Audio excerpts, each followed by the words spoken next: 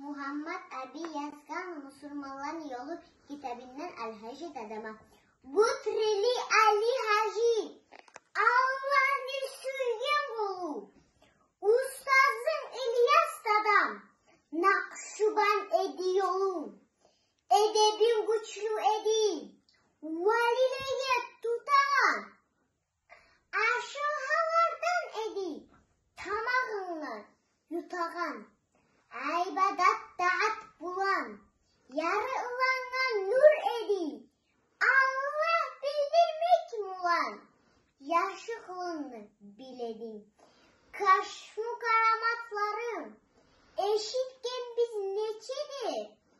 Arslan Ali Kadıge. Yol görsettim geçede. Sığanaklı güz geçer. Adaşıp yolunu tapmay. Uyuğup toktap bulgan. Kayıtmada eybin tapmay. Tuğramın üstüne yürüp gelgen bir adam. Ustaz ziverdi degen. Berip bükken son salam. Kazanıp degen alim. Yol çıktı sağa gelme. Onu bilip ulanın. Giberdin alıp gelme. Taravullu İbrahim Mutallim zamanında ziyaret etti sağa. Yoldaşı da yanında. Bere gel İbrahim'le çakırdım aytip atın. Başlap göre Musa'mla İbrahim'le sıfatın.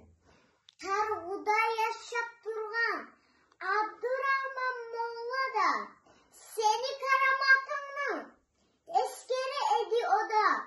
Mavlitke çakırılıp bardık de bir avlege suratlı görüp ona saldım diye kaplap yergi.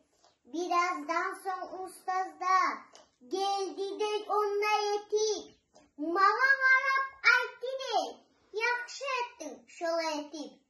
İlyas ustazını tutup sivilgeyi vermege Anca şahar portunna minnigenle gemege şonna tavajuh etip yesinlen üzdumulan parakotlu toktattın Allah ne güçumulan muna şulay hallarım Allah ne sürgen kolu seni sürgen adamın mübarek olur yolu Allah verip yetiştin yetişmeyen yerlege barakatın yayıldı Sağdağıstan erlege kaka şuralar seni saklalılar aburun yımmaklıdır neçede seni yakkan kaburun kaburu yımmaklıdır ruhum gezeydir aşta